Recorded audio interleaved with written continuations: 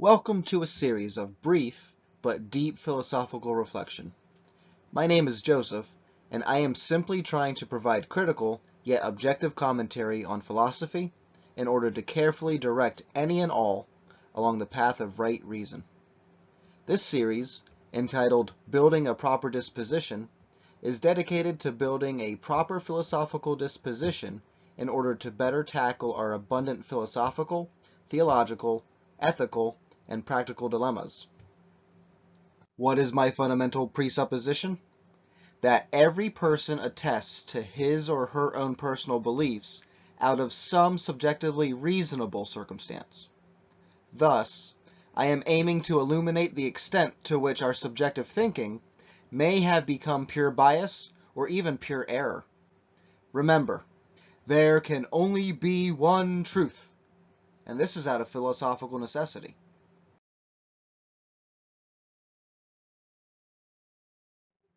To study and not think is a waste. To think and not study is dangerous. Confucius. Building a proper disposition. Presentation 5. Grounded in philosophical tradition. We may take for granted the multitude of wise philosophical quotes accessible to us today. We might even think that these quotes were the intentional summaries or conclusions of a lifelong journey through reflection and pondering the world by ancient, medieval, or even recent philosophers. Oh, what a misconception, since a majority of philosophical works are expansive, comprehensive, and systematic treatises rather than specifically condensed nuggets of information. We, as the audience and the interpreters, can subjectively decide what is exceptional wisdom or useful postulation among the abundant corpus of writings, but naturally, any of these prominent figures would vehemently encourage you to review the continued discourse throughout any of the completed works. In other words, we today find the small portions practical because time and life make it difficult to encompass entire philosophical systems. But such a full-bodied presentation was exactly the intent of these philosophers. Does this mean we can confidently assert that after decades, centuries, and even millennia of studying these works that we now, today, have the most reasonable articulations and deposits of philosophical understanding possible? Many would affirm absolutely that today, with the overwhelming capability to study, analyze, and compare the overwhelming number of texts, that progress has been made. Similarly, some would argue that such continued publications of philosophical work have created a mire of sticky, contradictory, and seemingly unreconcilable differences, arguments, and propositions. Do either of these positions properly disclose our current location on the timeline of philosophical inquiry? Are we really making strides towards progress, or are we just simply tripping over our own feet? In this presentation, we will see the importance of understanding philosophical tradition as it has been preserved, and how despite being separated by space and time, humanity has a strong unity deep in philosophical thought.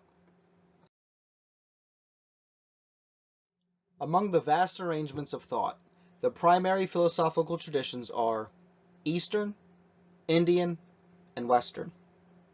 The Eastern tradition primarily includes ancient Chinese philosophers, such as Confucius or Lao Tzu, as well as the development of Buddhist thought. The Indian tradition, which we must remember that area is the ethnic beginning of the Aryan people, primarily includes Vedic and Hindu traditions, as well as intermingling Buddhism, and geographically includes Islamic tradition. The Western tradition primarily includes the ancient Greek philosophers and the development of Christian articulation. Although it is unfair to describe any of these philosophical traditions without acknowledging religious context, we will attempt such by having this presentation focus on that which is undogmatic, yet still objectively substantial. In other words, philosophy can stand well on its own without religious doctrine, although a natural progression from philosophical expression to theological articulation does typically develop. Why is recognizing philosophical tradition useful? Well, it shows that even in the highest echelon of philosophical inquiry, scholars confidently affirm cohesive philosophical traditions exist within these areas. It might seem that geography plays a large role in these developing traditions, and it rightfully does. But what is still amazing is how, despite the span of space and even time, there are still similar developments seen among all of these foundational philosophical traditions. In other words, even though Eastern or Western philosophies have developed from different modes of inquiry, many similar propositions and conclusions have still been made. For example, concepts like God, universals, unity, and reality are all readily discussed regardless of tradition.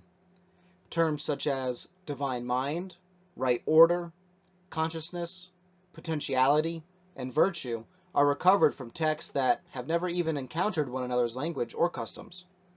It would take a lifetime to read through all of these seemingly limitless volumes of philosophical systems and treatises, but after a few iterations of really delving into just a few of the metaphysical or normative articulations around the world, plenty of conceptual similarities can be witnessed. Seeking out these categorical similarities is key to recognizing that even if we are worlds apart, we are really closely united in thought.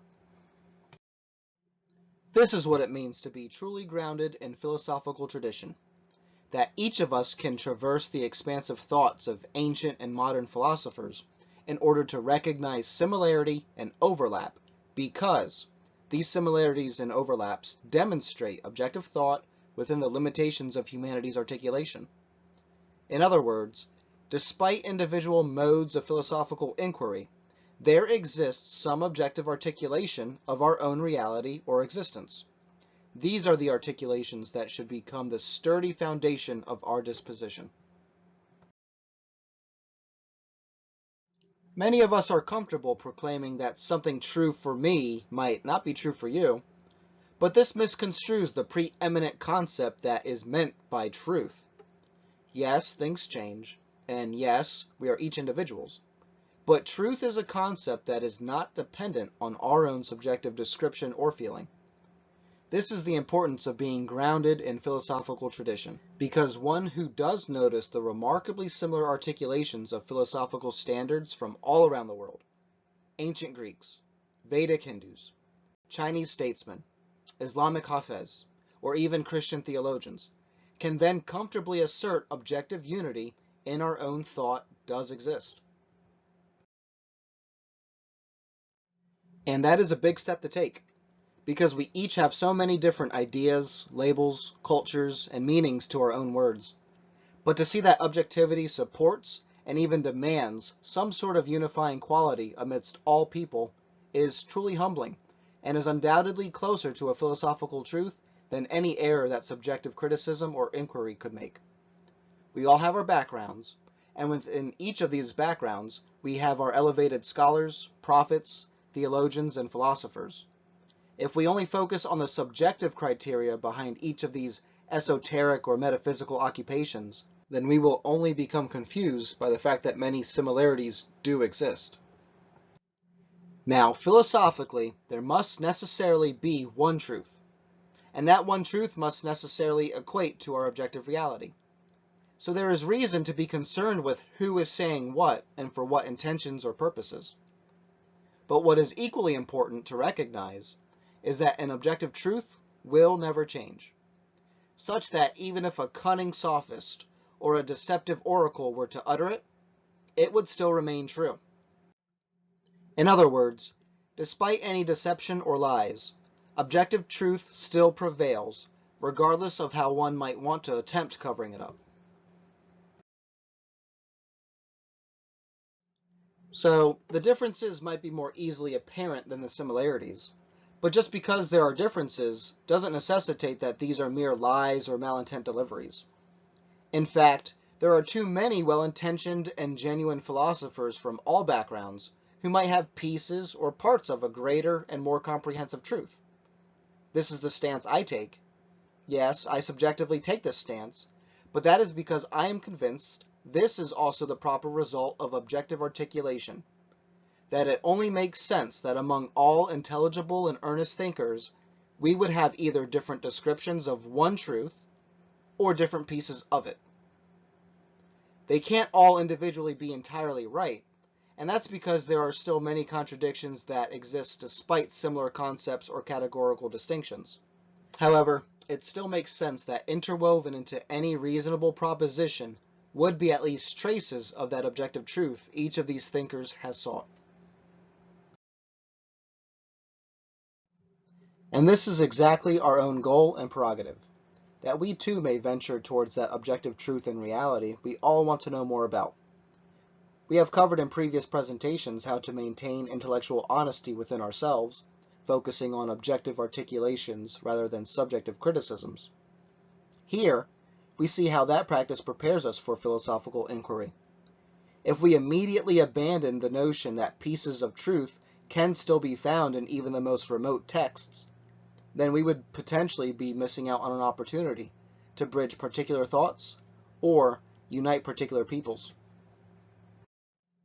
Over the last few centuries, we have had many contentious Western philosophers create agendas around purposefully criticizing or upheaving other philosophical works in order to establish new philosophical systems.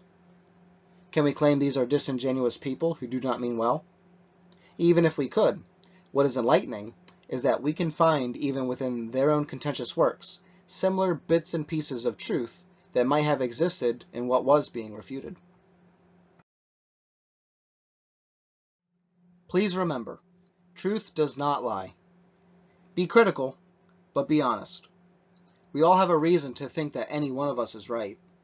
That is even why I take some time to compile these presentations. I think I'm right. But that doesn't necessitate that everything that anyone else has said is completely wrong. In fact, I would love for us all to seek and find that philosophically necessary truth together. Wasn't that the original purpose of philosophy, after all? Philosophy is a means by which we seek common truth, not propagate personal platforms. And that's a fact.